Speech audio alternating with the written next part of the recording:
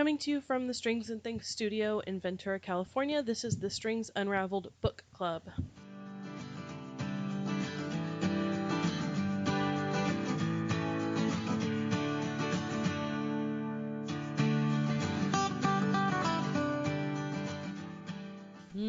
Howdy. Howdy.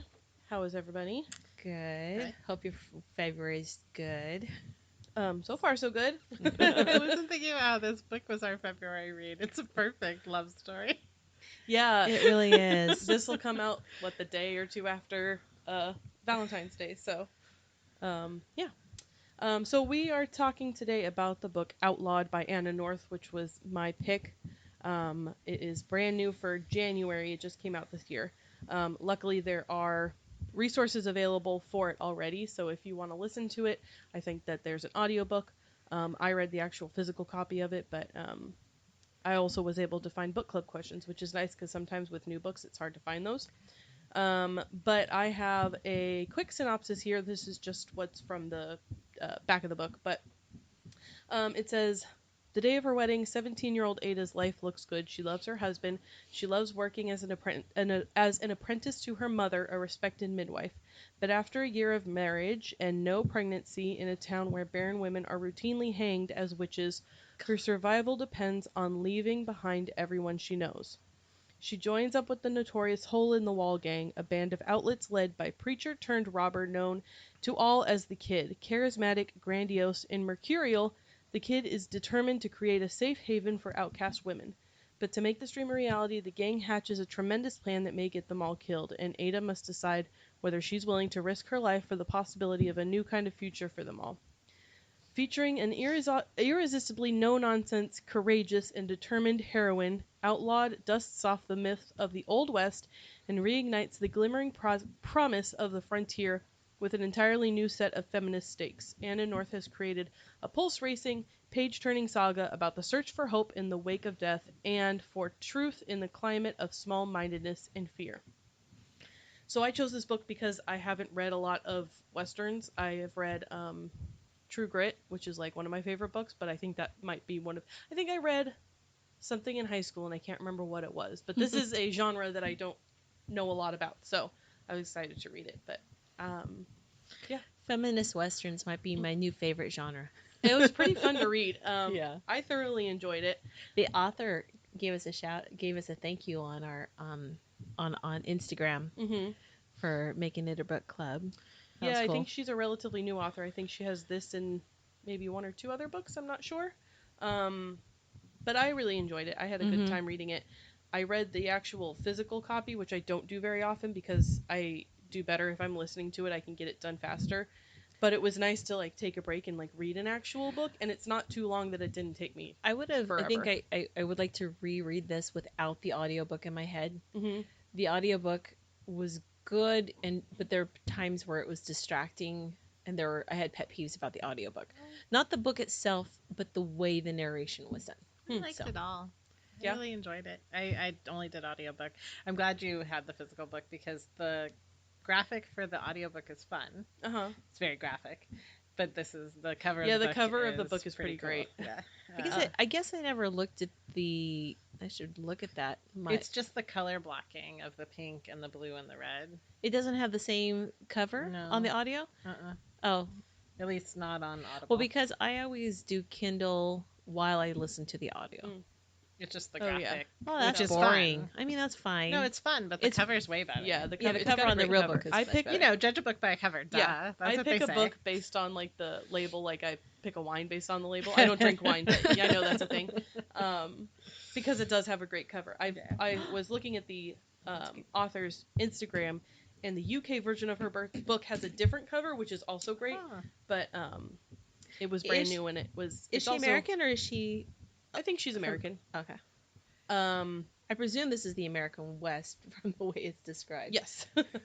So the patriarchy here sounds very American. Yeah, well, yeah. It sounds very patriarchal. Yes. I want to say that this book deserves a Stefan from SNL's review. Oh my gosh. Everything. It does have everything. It has gender politics, and it has racial gender politics. identity, racial politics. It has... That'd be great if they did like the an value SNL of a this. woman versus her fertility. Yeah. It has everything. It has everything. Yeah.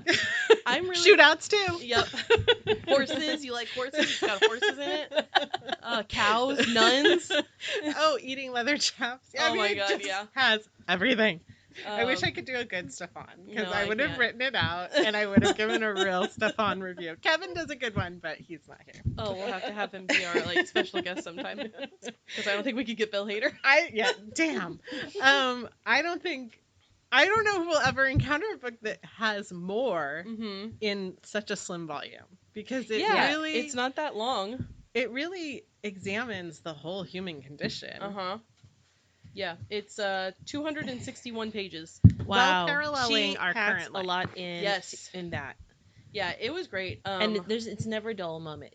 There's no slowdown. I thought it really moves along. It moves along pretty quickly. She, like you said, she packs. I think the book could have been longer. It could, but I'm glad that it wasn't, because I think that's sort of probably knowing. That's probably a hard thing when you're writing a book, is knowing when to stop.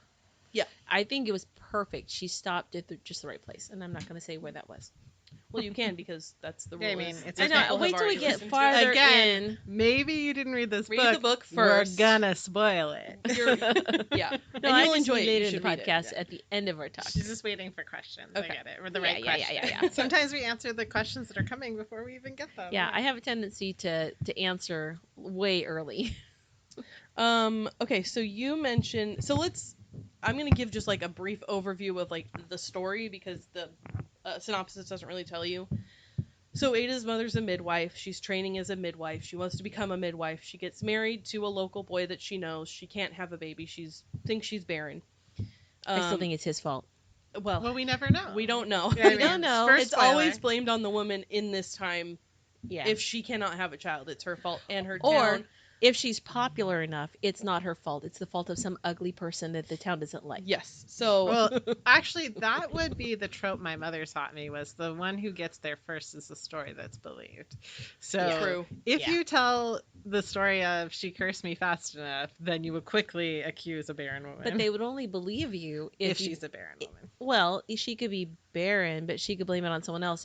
If she's more popular than you. Ah, there you go. You know, then they're going to still take her side over yours. Because Ada thinks her mom's pretty safe from those accusations. Right. Yeah. But mom's pretty... Mom knows better.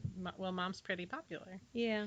Heavily relied on, anyway. Carry on. No, so that's fine. You can interrupt me. So she can't have a baby. The sheriff says that people are starting to point fingers at her, because apparently that's what you do. If you can't have a baby, you are a witch, and you are influencing the other members of your community who also cannot have babies. So she runs away because she's afraid that they're going to, execute her as a witch or go after her family.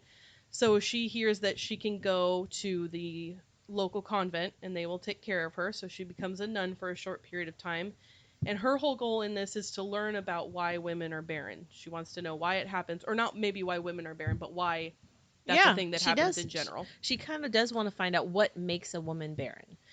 I wonder, as she progresses, it's very much about her fulfilling the hole in her life, or her understanding of herself.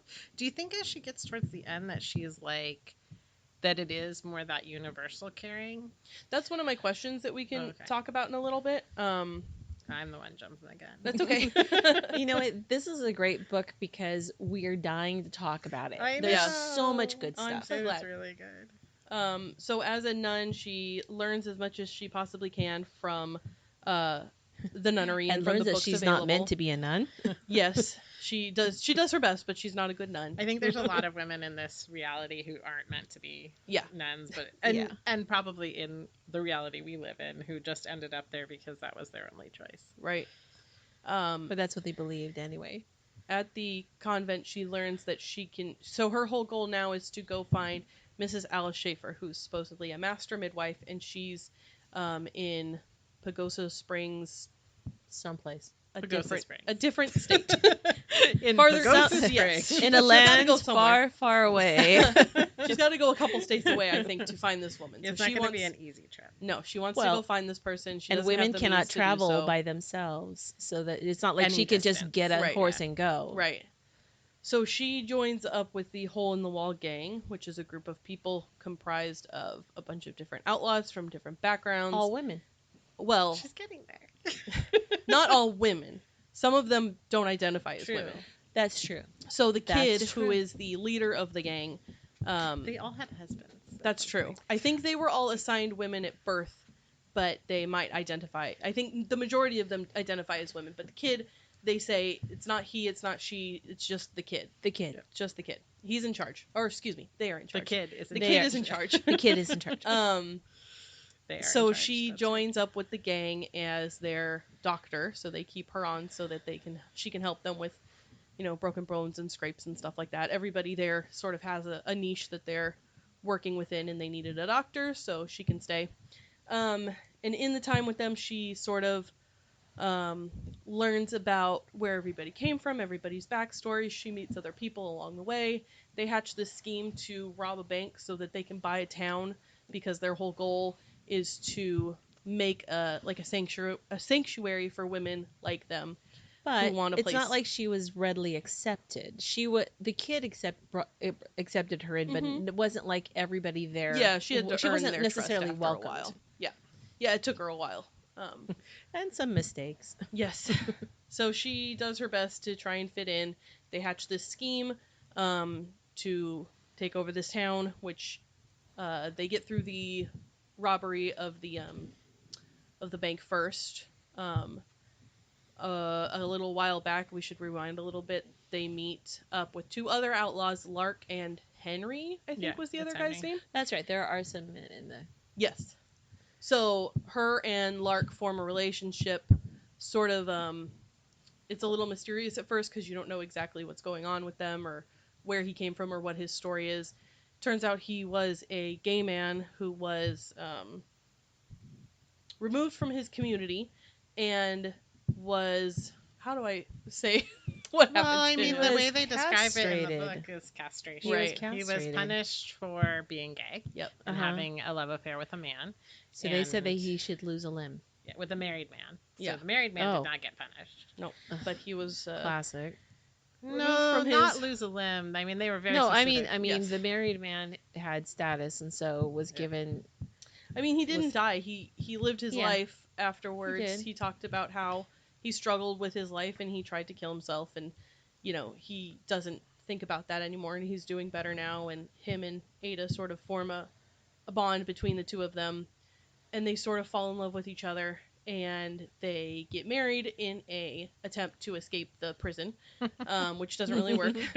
Oh no, that's not even the bank robbery. That's, No, that's before the- that. That's the stealing of the Yeah, stealing of the wagon. That's when that thank you. happens. In preparation for the bank robbery. Right. So they get sprung from jail by members of the gang. He's one of the kindest. I know he's a great People. character. I like Clark a Mhm. lot. Yeah. Unfortunately, in the bank robbery, he dies. He's shot. Horrific death. Yeah, it's terrible. She's sad. And they get away with the money, but then Almost like Lark had to pay for her sin. Yeah. You know. Yeah. Like, that's an interesting parallel because that's something we talk about later. okay. I just want to finish with the There's rest of so much. it. I know there's a lot to talk about. So they escape. They get away. The sheriff and sheriffs from other various communities come after them, and they form a posse, and The they try and posse. I love how she Take the gang. describes the posse. Like, depending on how bad the thing you did, Right, how there'd many be people will show varying up for the numbers, posse. and then she announces how many. I don't remember what she Yeah, says. but right. it's There's like like 2 dozen. there's like very people. large posse. Yeah. Yeah, you know think it you're was 2 in dozen. for it. Yeah. It's like because Yeah. you just can't do that. Rob a bank and let people die without without some sort of form of payback. retribution. So they win the stakeout at the wall. The kid who has been sick with a mental illness and sort of removed from the story at this point, he's suffering.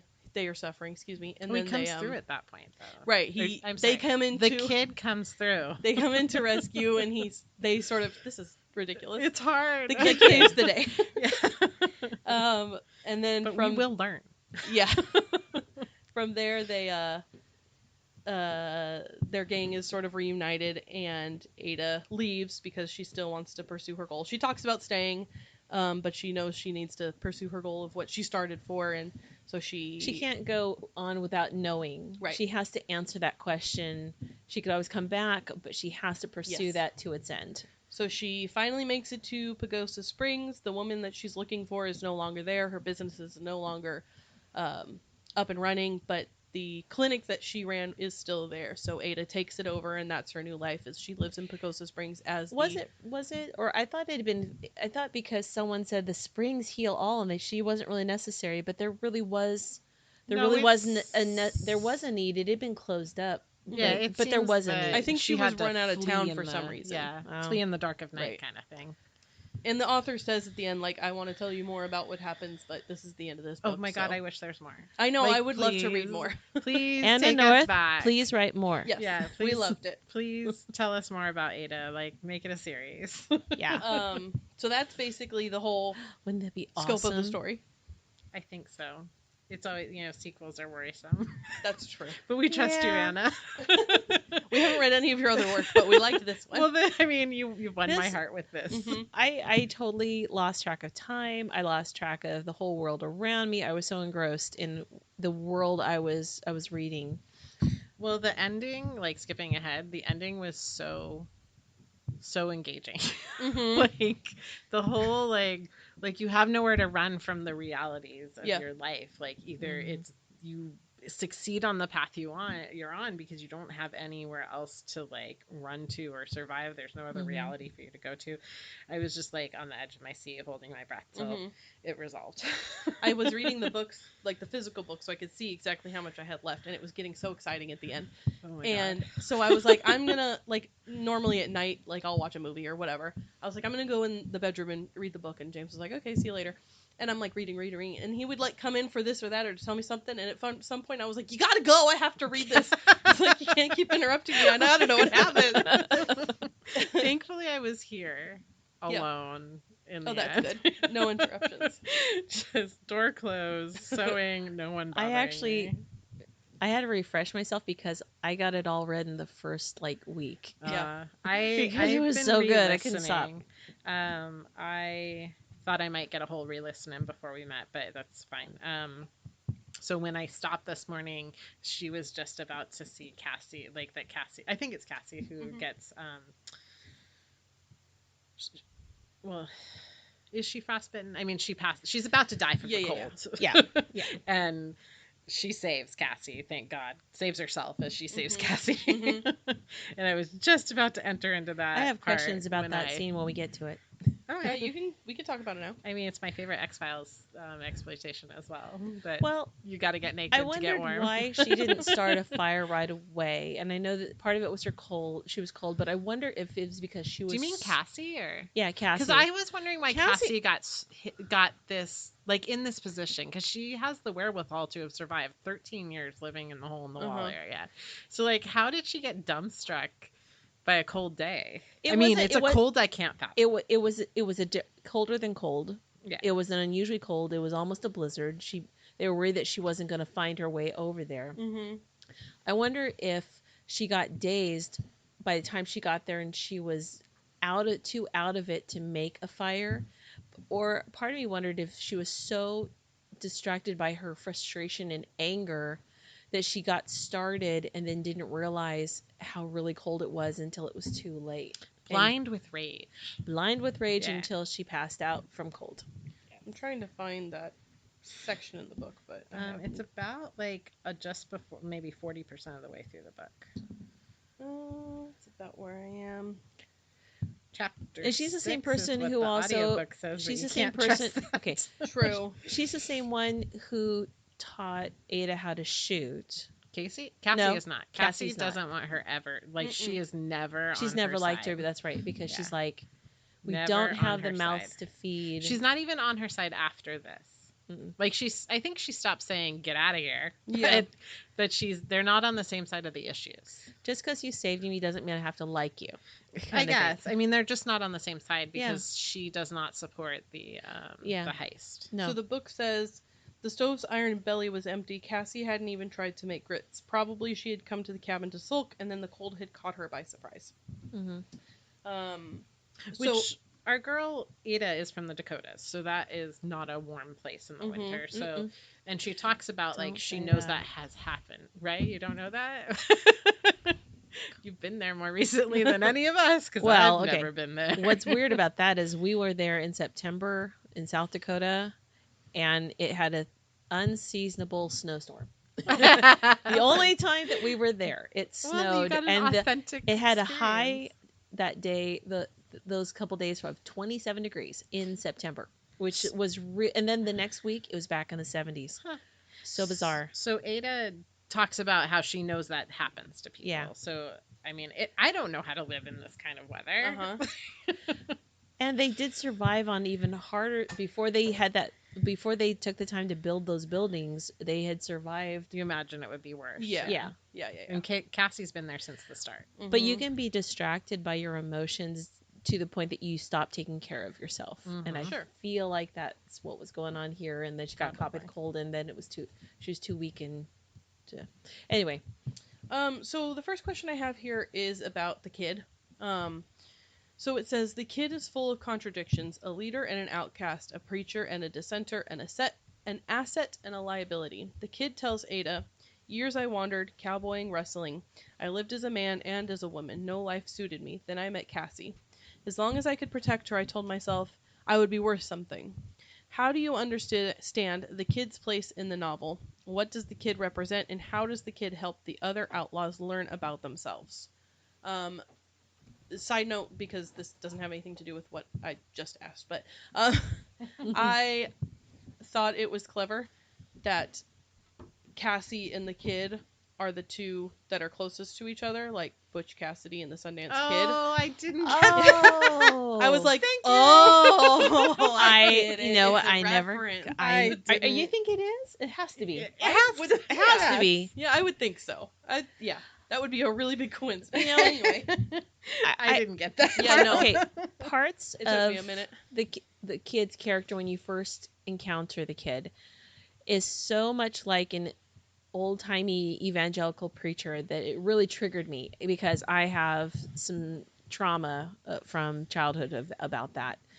And at least in the audiobook, one of the things this was my pet peeve about the audiobook is the women that were, particularly the kid, were portrayed with a very masculinated voice.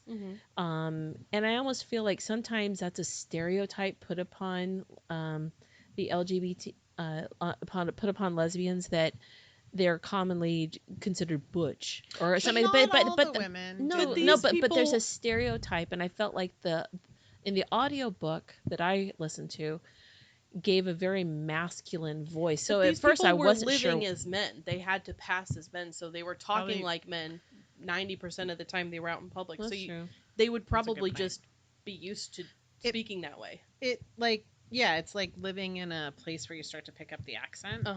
Oh, okay. I mean, they were pretending to be men. Not all of the characters were portrayed that way to my ear. Right. No, but I don't think not all the women that were there were lesbians. Some of them were some of them we don't know, but some of them were just outcasts. But I love that there was this camaraderie, this safe place that they could be,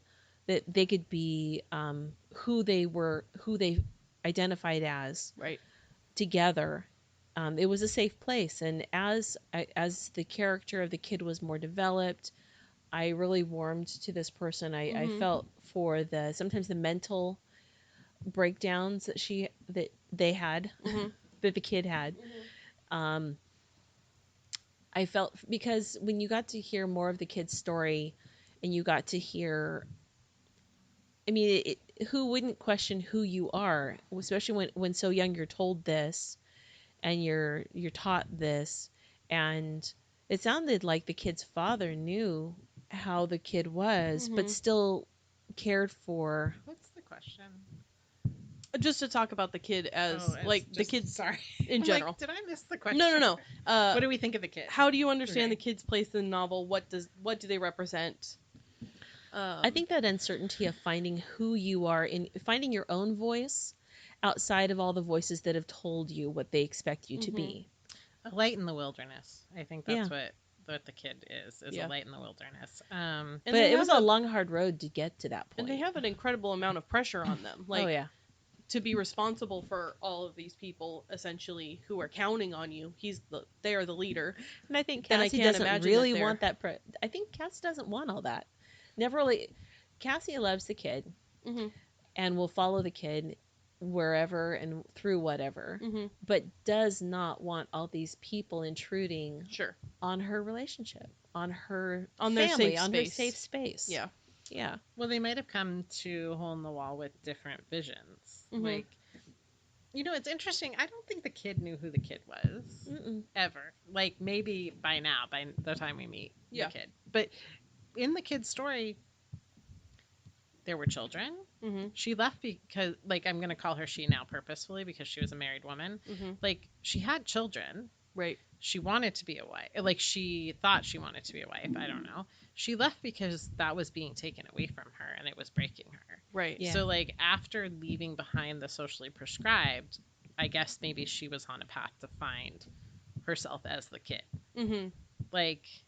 Yeah, it did seem like they wanted to fit into the mold that they were supposed to. I think they all did.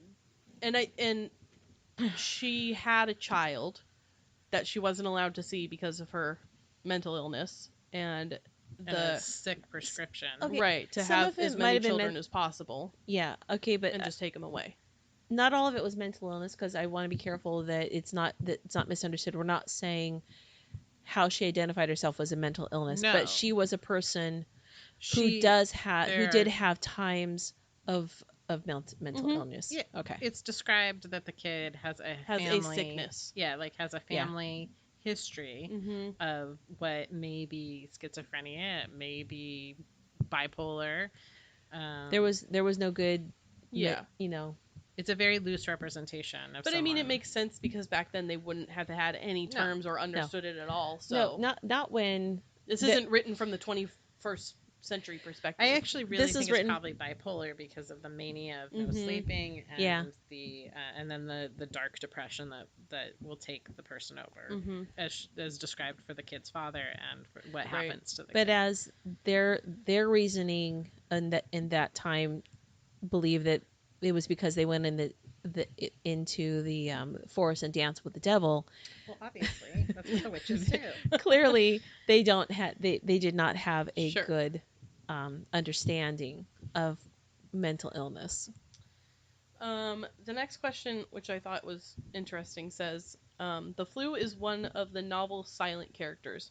It decimates the population, it organizes beliefs about witchcraft, and by extension, endangers innocent women like Ada. In the year 2020, the global community was confronted with a deadly virus. Compare reactions to that pandemic with those in Anna North's reimagined 19th century America. In what ways has increased scientific knowledge come to our aid? And in what ways are we still ruled by fear and uncertainty? Well, smart women are still ostracized. That's true. Yep. But you probably won't be hanged for it. Not in America. Not in the United States. Yeah. You like to think that with COVID and everything, it's 2020, it's 2021, like we have the technology, but people are still people. Yeah. And I remember I was listening to a different podcast and they were talking about how the rate at which technology increases and the rate at which humans adapt are so vastly different that it's like technology has outraced us to where our morality as humans has not caught up to it yet. And so interesting. I thought it was fascinating and how we have all this technology nowadays, but we react somewhat similarly to the way that people did back then. Fire, with fear. Yeah. Okay. Because it's a natural human reaction. People fear what they don't understand. True. When they're fearful, they don't trust science. And that fear, bred out of ignorance, creates false false ideas and misinformation. That's one of my favorite and it lines still in the happens. Book. You can't, when someone believes something, you can't take it away. You have to give them something different to believe in. I was like, oh my God, what if we approached so much more with that? And like, if you think about where humanity moves forward with like social understandings, it's when we give them proof or give them something concrete to like hold on to. Okay, wait. In 2020, actually, it's still 2021.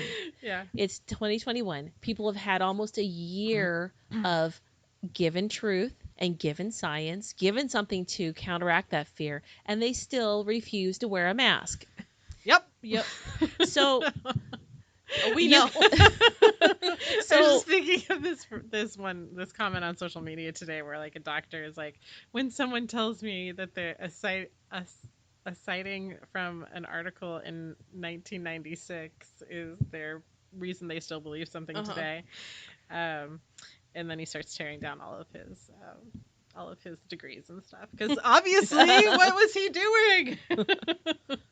Your auntie in 1996 put on Facebook that wasn't true. Right.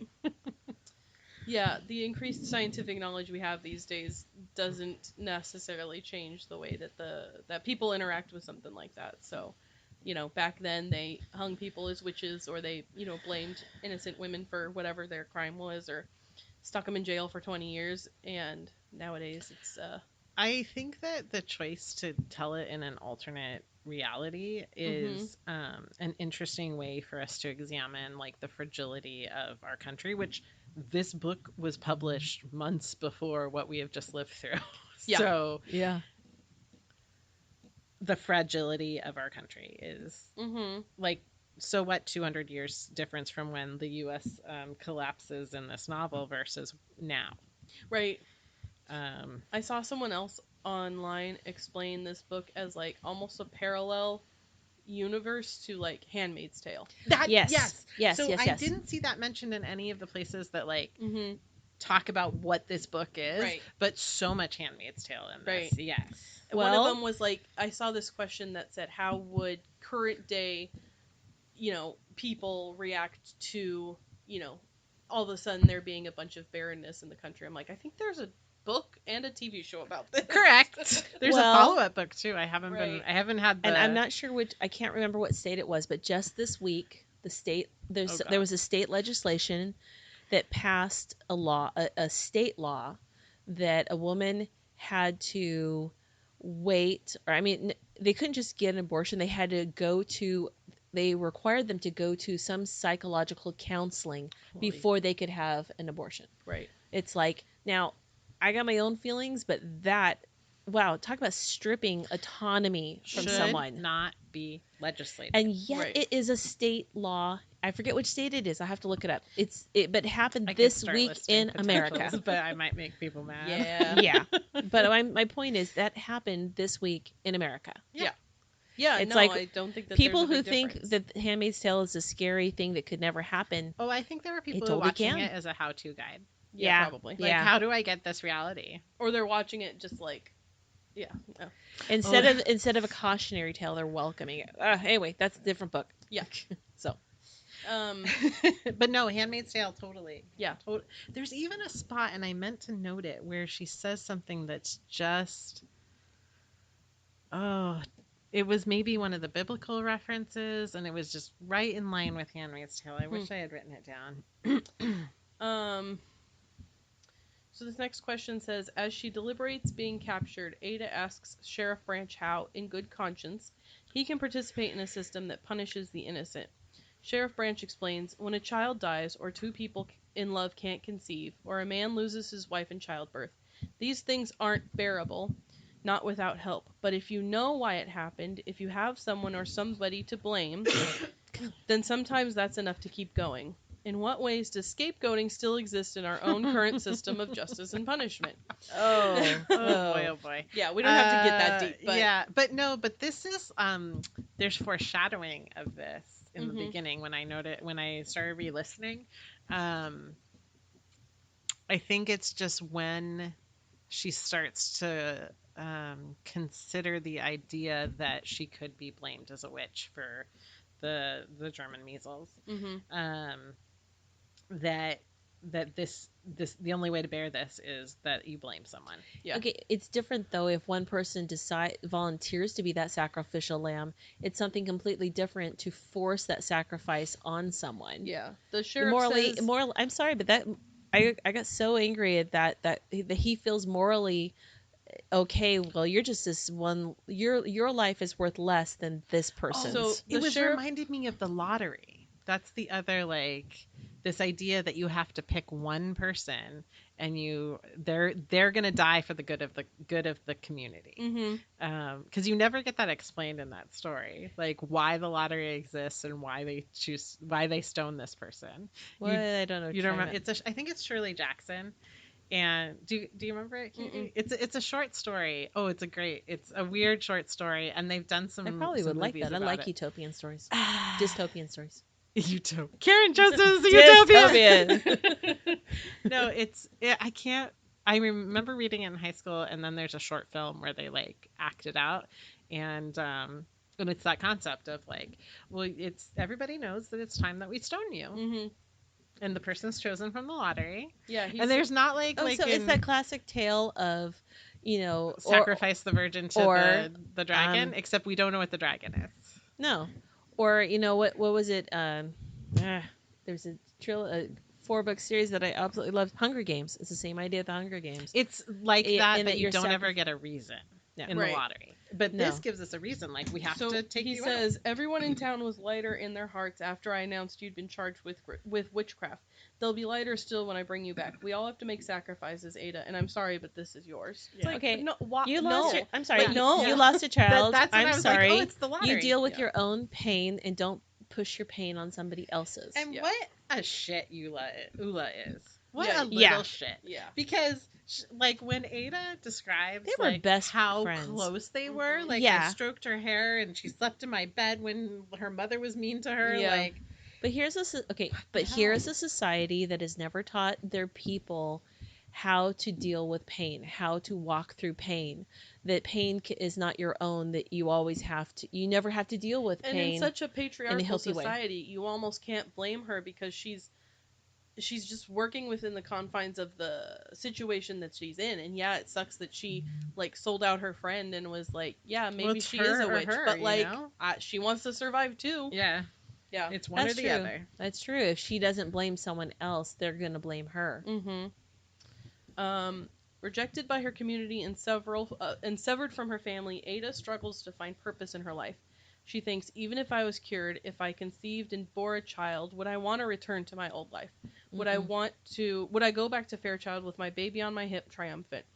If Ada had been a mother, how would her story have changed? What if she'd had a daughter, and her daughter would be put through the same hell that she got put through? Yeah, that's something I felt as, first mother of 2 boys and then a mother of a girl, is like, I felt sad for my daughter because the things that are hard about being a woman, she's going to live now. Yeah. Like, it's great to be a woman. I'm happy to be a woman. Wouldn't want it any other way. But it's hard. Yeah, it comes with natural. Even just the way our bodies work. I'm like, oh, I'm going to have to explain menstruation to her someday.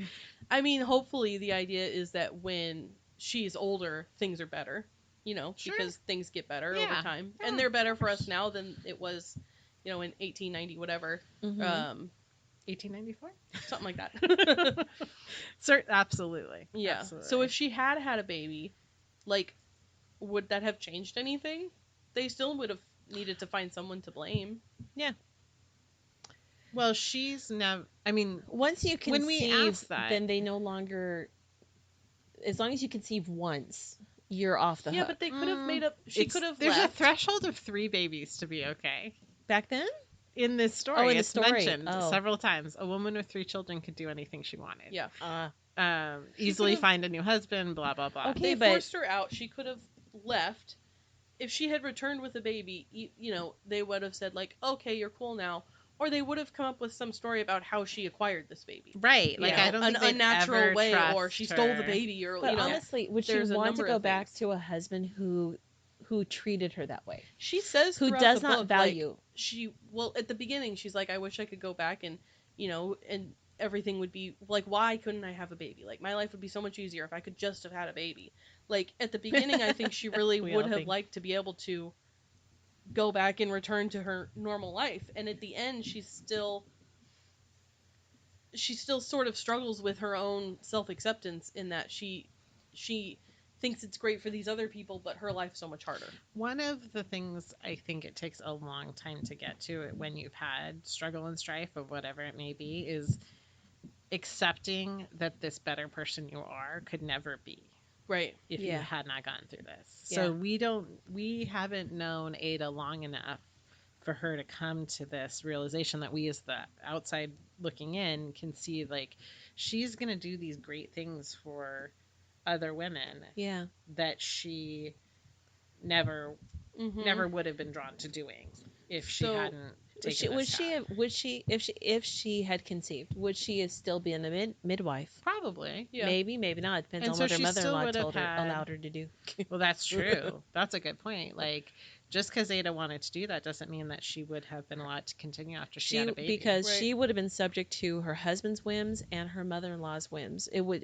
I think mostly what she missed being away is her mother, connection with her mother. She could never, and her sisters, and her sister. Well, every time she talked about her love for her sisters, because one sister or two she sisters? Nurtured. I don't she has think three she had sisters. three three sisters. There's the three older Baby sisters are like Ada and her two sisters are from one father, and Beatrice and yet she's still the worried that even though her mother had 4 children, that she still would be in danger.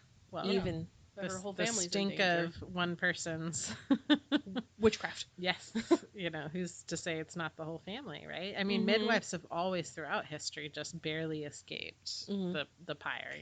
It's a fine line between helper and witch. Yeah. And that's something that Ada explores with her mom of, like, you know the truth, why don't you tell them? Well, then they started to whisper that maybe I was bewitching people, so I had to back off. There's an interesting parallel between this book and another book that I'm reading that I've been reading for months and I haven't finished it yet, but I was enjoying when I was reading it. But it's about a woman who this takes place after the Civil War, and she's a freed slave. But in the community, she is a midwife and a medicinal healer. Mm-hmm. But then a baby's born that has an illness, and everybody blames her, and she has to run away. There's a preacher in it. Like it's very. Wait, what's the name of that book? I think I read it. Let me find it. Yeah, because the preacher comes because there's the child, a little boy, and everyone else is getting sick, but the child doesn't. Conjure Women by Afia Adekora. I haven't finished it yet. I started reading it because of you, but I did finish it, so I'm not going to tell you. It's pretty awesome. Yeah. It's just interesting that I picked 2 books. Well, I mean, it's a timeless tale. Yeah. Timeless tale. So this question says, sort of piggybacking off what we were just talking about, although Ada's profession is healing the wounded, she struggles to offer herself self-compassion. She thinks, I wish I could think of my own failed body with that kind of care.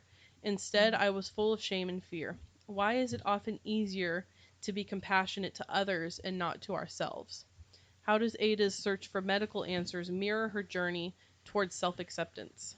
And by the end of the novel, do you believe that Ada has conquered her fear of herself? Oh, that's a good question. Yeah.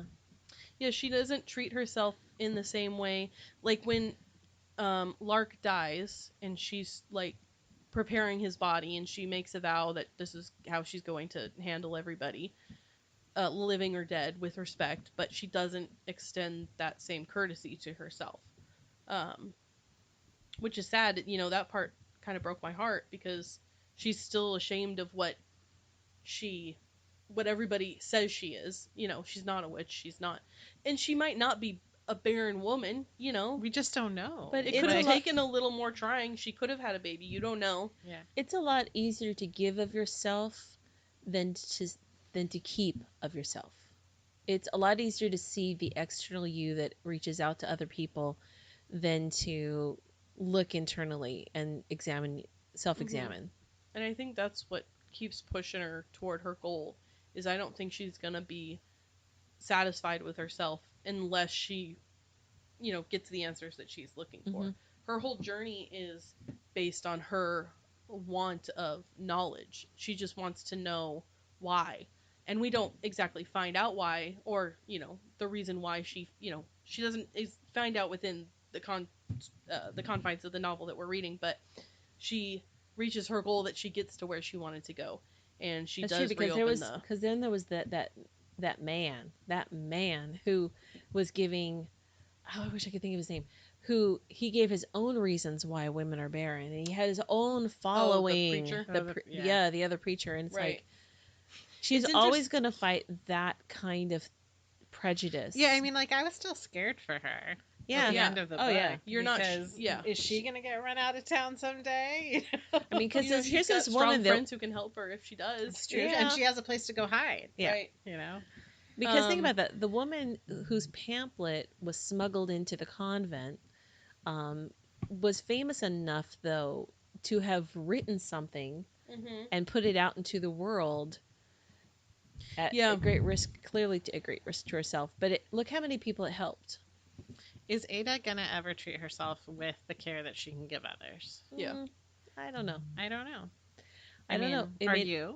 Are you no. treat yourself with the care that you give it's others? It's normal, I think. Maybe someday we can each reach into ourselves and give ourselves the same. It's not my nature to do that. I don't think it's most people's nature, or at least most women's nature. Okay, you're never gonna get it with that. That's true. Well, I'm saying not with that attitude. To the thought of even seeking self-care is so ingrained to not do it in me. It's just really made little progresses. I've made little progresses. Will I ever be there? Ever reach the end of that journey? You stand up better for yourself, and you set boundaries better than when I first met you. True, you get. And I'm not just talking about the boundaries that you set for me. I see you take. You know what? Karen's it's easier to set first. It's easier to set boundaries with people you care about. That's true. Yeah, that's true. But I mean, I just observing. I think that you do that more. Than and in our current, I originally saw. In our current, and back then, a lot of people's worth is based on productivity, number one.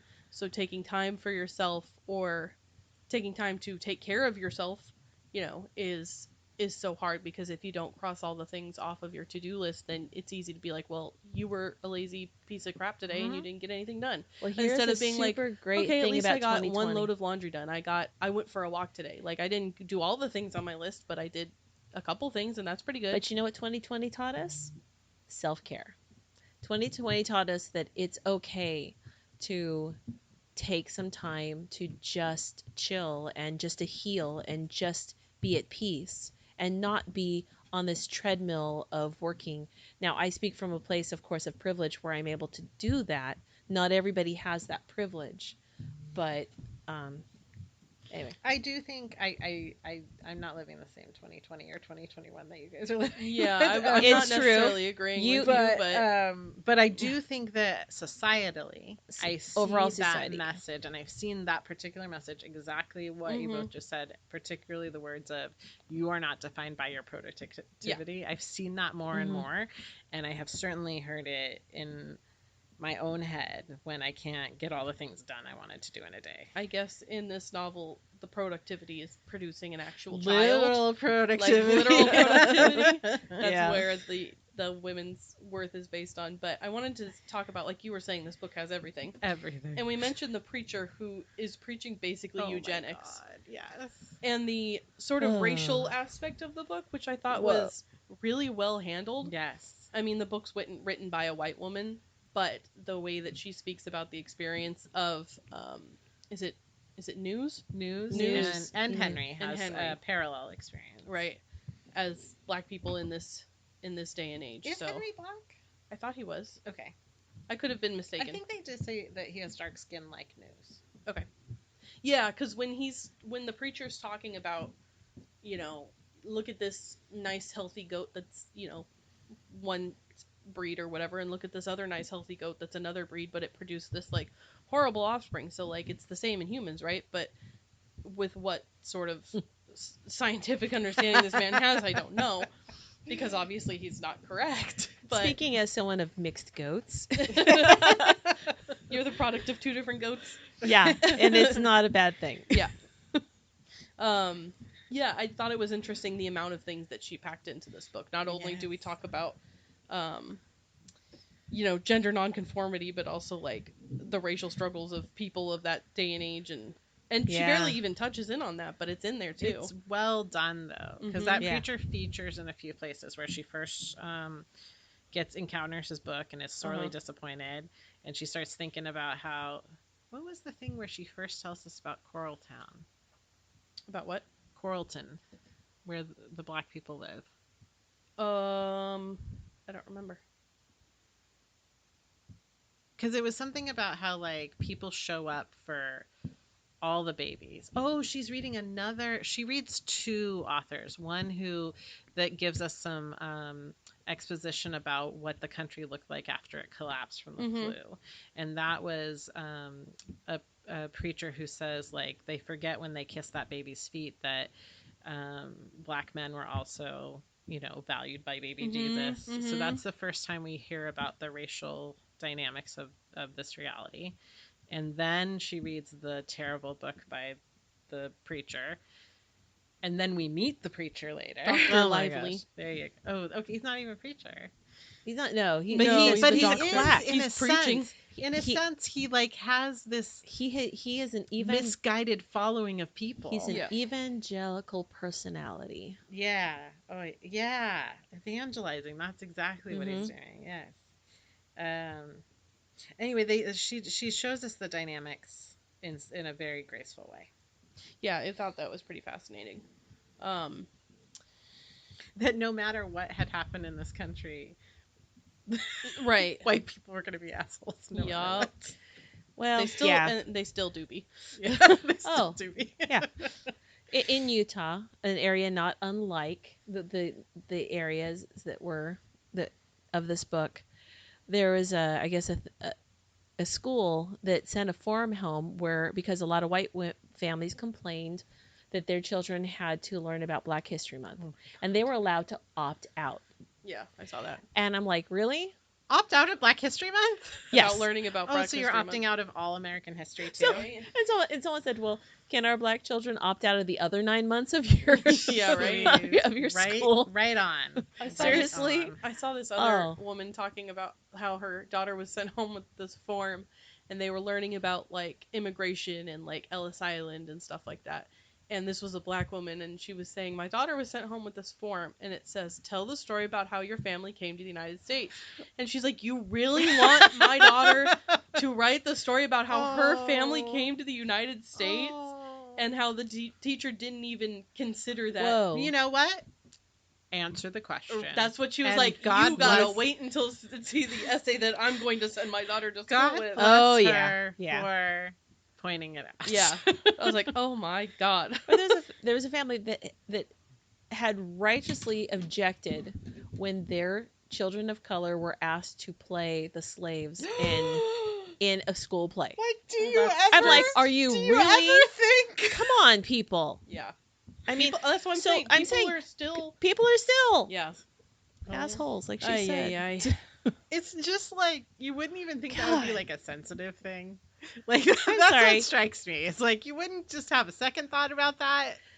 You cannot teach American history without teaching Black history, because if you're only teaching the history that most of us get, you're teaching like a very tiny, tiny fraction of history. Anyway, the thing I'm looking forward to in the changes in our country that I hope continue on, we're gonna keep working on a more honest telling and a richer telling of the truths of our history. Yeah, what we learn at school is like the rose-colored glasses version of everything. Or there are people's stories who aren't told, who even if it's like the good stories, not just the bad things, like the guy who, oh gosh, the Lone Ranger. Like, all history points to is that was a Black Ranger. Oh, that's fascinating. I've seen that in a couple of different places, that he was a Black guy, a Texas Ranger, beautiful family. Like, and I don't think there was a Tonto in that story. Like, so just, like... Yeah, there's so much wrong with that TV show. Okay, anyways. Like, okay. Before I get myself in trouble. So, we've covered gender nonconformity. We've covered racial diversity. let's talk about homosexuality. All right. So, consider Lark and Ada's relationship. Ada was banished because her womb could not produce a child. Lark was maimed for loving a man and interrupting his procreation. Together, they represent how both sexes could be judged, persecuted, and punished. As Lark reflects on his life, he says, "They didn't take everything from me, a lot, but not everything. Though they've both been stripped of so much, what qualities do they get to keep? And in their short time together, what do they learn from each other?" Oh my God. What do they get to keep? They get to keep their ability to see the good in other people. Because you have to obviously we know why Ada's attracted to him, but why does he seek her out? And he sees her, and he sees through to who she is from the moment he meets her. From the moment, I'm because pretty I wanted sure. you to remind me, because I think he says when he knew, because she asks explicitly, Yeah. right? When he knew that she was a woman? Yes. I think when they're in, I keep thinking of it as a dungeon. I mean, it was dark all the time, and I thought there was something about her that he noticed was very different. Not necessarily was feminine, it a lightness in but her different. Movement? I think he describes the lightness in her the lightness movement. in how she moves. The fact that he could the so kind, sexuality. The core of who he was not stripped away, no matter how cruel the others were, which is amazing because not everyone can hold up to what he had to go through.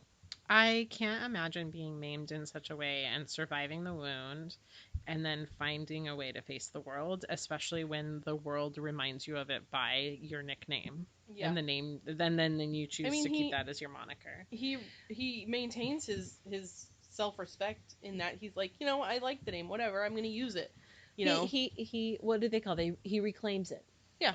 Or yeah, and he says, I think it's later in the book when the posse is coming upon them, and is it Cassie who says, like, don't beg for your life, you're gonna die with self-respect if you want to. Mm-hmm. He maintains that in his life, where it's like, they could have humiliated me, and they did, but I decided to still make something of myself. He went out and he trained, and he became a veterinarian. Mm-hmm. He did other things in his life, and the value of life. But so, like, this is a society that supposes to value life, like, so much so we got to keep making babies, right? Yeah. But that he had to be taught that value of his life from how the veterinarian treated him, like, right, that he's like, I don't think he liked me, but he wasn't gonna let me give up my life. Yeah, it's like, again, another parallel to our society of, okay, so you value every conception as a life, which I actually agree with, but that doesn't, like, you don't value other lives, right? Yeah. So we're gonna courtesy doesn't extend. I think that they value the lives that maintain the status quo. Yeah, we value the lives that make sense to my narrow understanding. Right. Yeah, but God help you, don't expand it. Well, I mean, like, that's their attitude. So I think that his character draws that attention to how every life is worth living, no matter the circumstances you find yourself in, or find a way to thrive. Yeah. Yeah, she learns that from him, and I don't know necessarily what she teaches him, but that he's still worth loving. That's true. Because you can't, imagine the vulnerability it takes for him to expose himself to her. Yeah. And to be willing to sacrifice his life to someone he still only knows a little bit. Right. He's willing to marry her and to save her and to... Well, that's his value of life, right? Yeah. He was going to do whatever it took to get them free, right? Mm-hmm. Yeah, because they take him into their camp and show him their way of life, and not everybody is.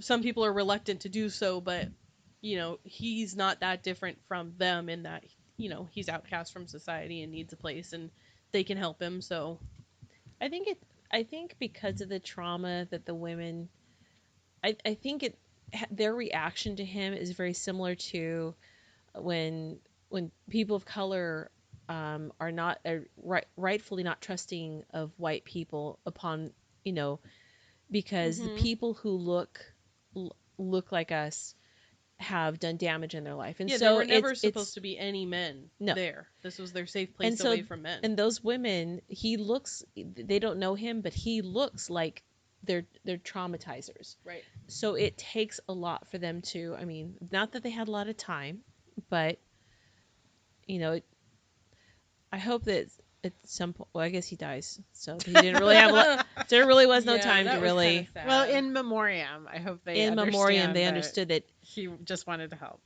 yeah. He certainly helped to further their cause. Okay, so from the very beginning of her exile, Ada is set on a path towards self-discovery. She risks everything for the chance to meet Mrs. Alice Schaefer, and yet, when she arrives, the center is abandoned.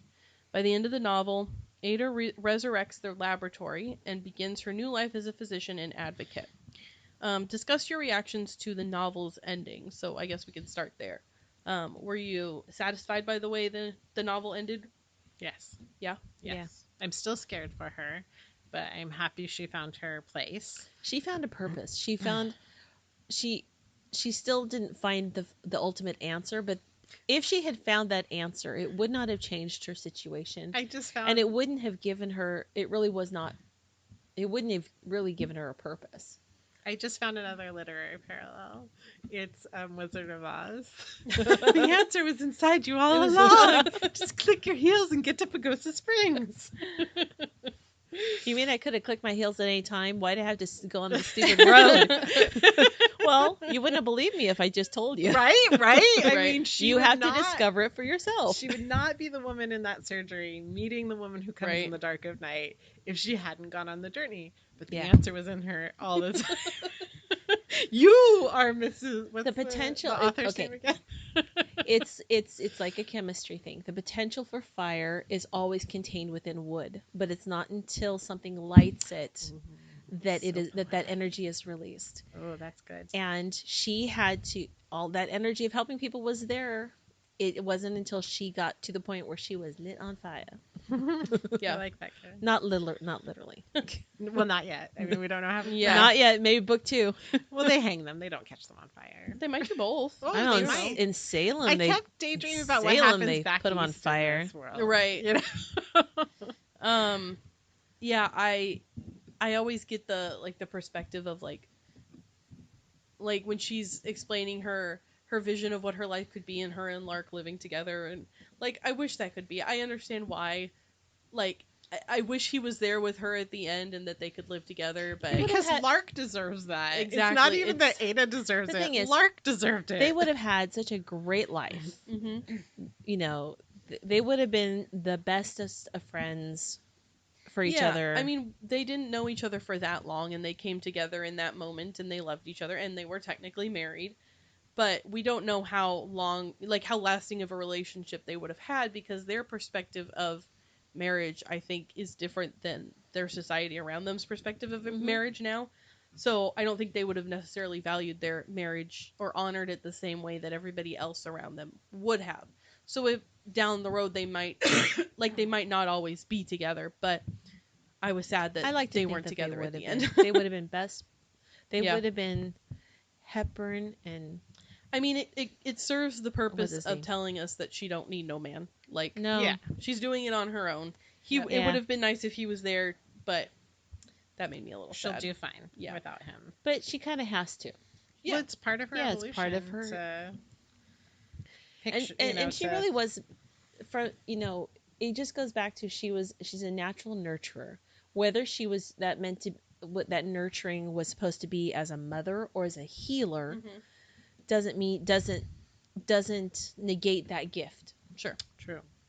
More of her like value without the definition of society. Those are the end of my questions, but I wanted to discuss really quick. I found it interesting, and when I was reading this, I remembered reading something about cross-dressing in the Wild West and how that was a thing. Oh, I that's read right. I read 2 different articles. One called The Forgotten Trans History of the Wild West by Sabrina Imber, which was from atlasobscura.com.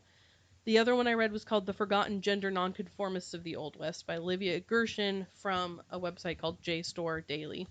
Both of them referenced an author named Peter Brogue, who wrote a book called Redressing America's Frontier Past, which I haven't read, but if you're interested in any of that, it might be something to check out. But the articles all talked about how the history of the Wild West that we know currently doesn't reflect just how many people were living outside of gender norms at the time. And the majority of them, some of them were transgender women who lived as women, but the majority of them were either transgender men or just women who chose to dress as men because the opportunities for men were so much greater than there were opportunities for women back then. So if you had any sort of ambition to do anything, like be a doctor or be anything, it was so much easier to accomplish if you put pants on. Yep. Yeah. Which I thought was really interesting. I've seen some things about that, about like women who lived for a long time as men, became influential in their cities and towns, and were only discovered after death that they were actually women. Think about Annie Oakley. She didn't really, I don't know, was she a real person? Or Calamity Jane. She's or a real Calamity person. Jane. They're both real people. But they did live in, they were women, but they did tend towards wearing conventionally men's clothes and living and for in a more that life, way. It was just a lot easier. Yeah, it was interesting to read about because there were examples of men who lived as women, but very few in comparison to the amount of women who either, dressed as men or identified as a male. Do you think that the oppression was just a lot greater for men who identified as women? Yeah, I mean, it was hard to be a woman anyway. So imagine if you were a man who lived as a woman, if you were found out to be what you were assigned as birth as being, like, I feel like the punishment for that would be pretty bad. Yeah. We saw that in another novel we read, I think. Well, in Handmaid's Tale, they strung them up. Was that not in the book of the witches book? That maybe, because I was listening to another book at the same time. That must not have been. I don't think so. I think it must be in the Alienist, because I was listening to that at the same time, and it was kind of same time frame, same setting. It's easy to get things conflated like that. And they're must be in the Alienist, which is great. They touch on what we're talking about a little bit. It's the same time frame in the real United States, set in New York, hunting a serial killer, and it's very good. All right, then. Well, I think that pretty much wraps it up for this book. I'm glad you guys both enjoyed it, because I really did. It was a great book. Okay, it was a great one book. last commentary. Yeah. I love the way a climax is described. I can't remember what it is. It's early in the book. I'm going to flip through Katie's copy here. So they all get books. Like, first of all, their teacher in ninth form gives the girls. them the birds and the bees. And then there's a book about that's like, it's passed around from girls to girls, and it's like not wholly discouraged, but not entirely, it's a little scandalous to have it. So kind of a rite of passage, though. One of the things that she tries is her mother hooks her up with a man who tries to impregnate her, just in case it's her father. Oh, that's right. Her father. Oh my God, that's a different story in the book. Just in case it's her husband's fault that she's not getting pregnant. Right. Her mother was so smart. Yeah. So the man is, they have a monthly meeting 4 times in a row. That's another reason why I was sad about the ending of the book, is I really wanted her to reunite with her family at some point. Like, it made me sad that she didn't. But we don't know if that doesn't happen down the line. It's called Fruitful Marriage for Men. No, Fruitful Marriage for Men doesn't exist. Not what it's called. That's right. Fruitful Marriage included drawings of men and women naked together, locked in embrace. The author, one Wilhelmina Knudsen, has also discussed something called a climax, which she described frustratingly as a moment of indescribable pleasure. The ability to feel this sensation, Mrs. Knudsen, was a sign of a physically and psychologically healthy individual. But I love that. Frustratingly, a moment of indescribable pleasure.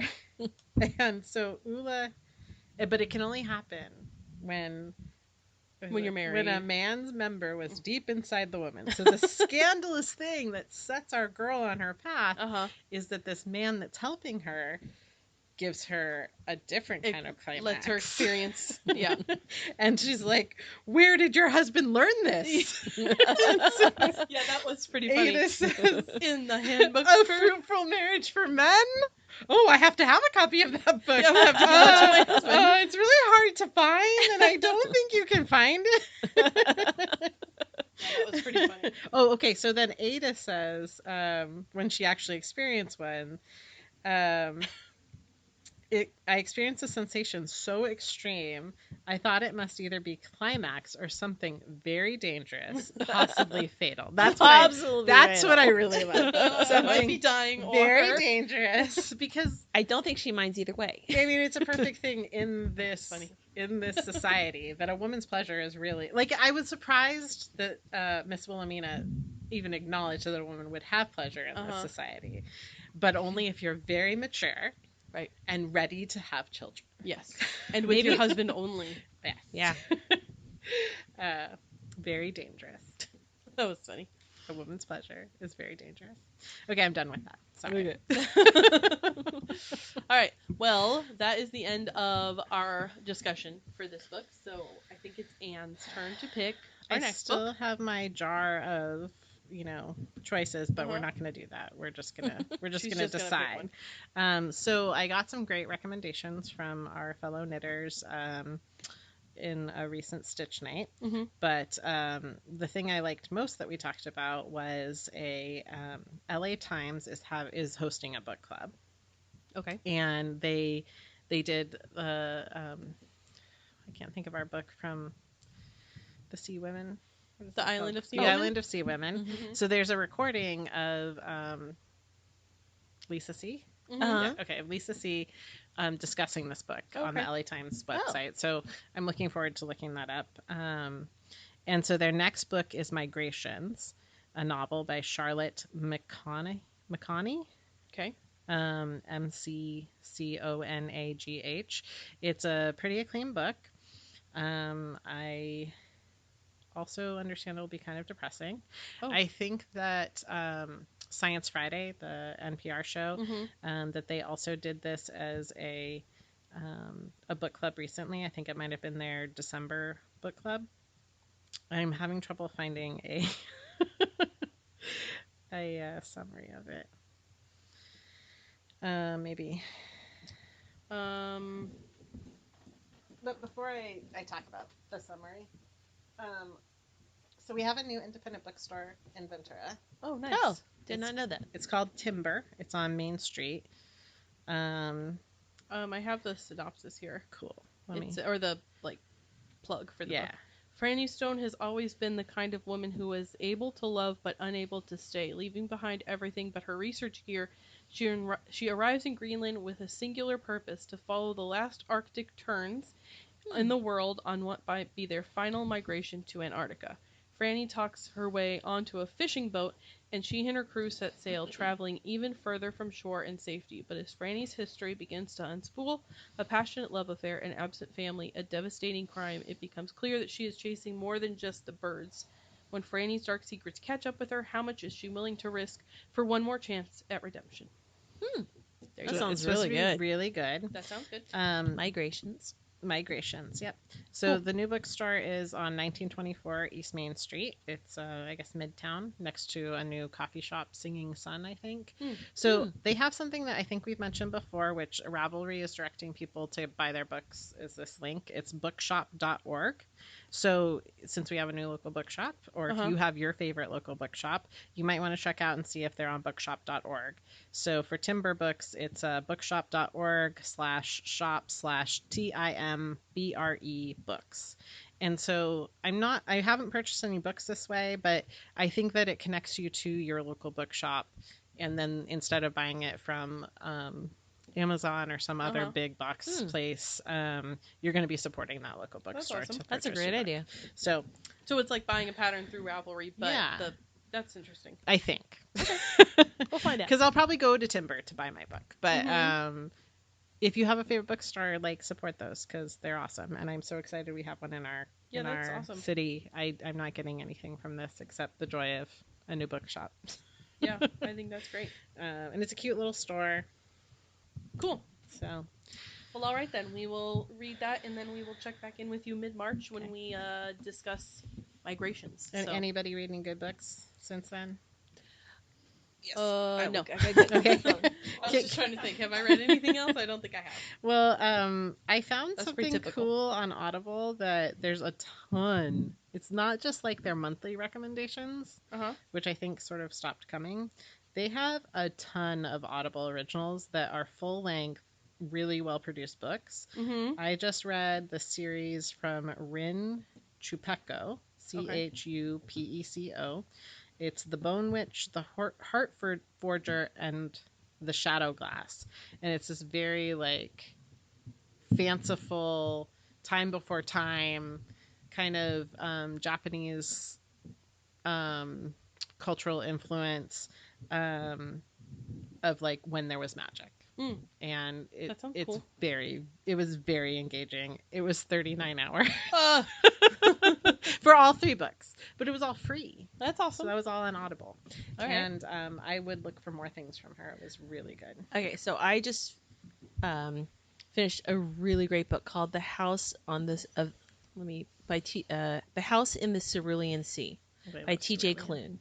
And it's kind of an LGBT love story, but it also talks about children and about this orphanage of the social caseworker from the Department of Magical Children is going out to. And he's not like anybody else. He's not like the usual caseworkers. It works for dichotomy. It's not dichotomy, but dichotomy. Some horrible corporation. Anyway, it's really, really good. It's really, really good. All right. That sounds good. So, I like magical realism or magical stories. Arthur and Linus, you're going to love them. Aww.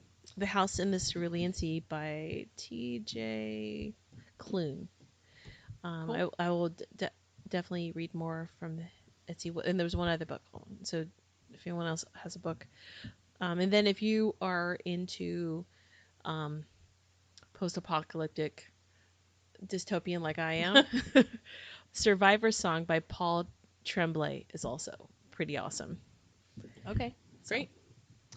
Well, we should say this at the end of every episode of the book club, but if you have recommendations for books that you want us to cover, please send them to us because I would love to hear your recommendations. If it's a book that you've read that you love, that you want to like spread the word, or if there's a book that you've been wanting to read and it would be fun to do in like a group setting, you can listen to us and we can talk about it and whatever. That would be awesome. So you can always email us at stringsandthingsinfo@gmail.com, or you can send us a message through our website at stringsandthings.com.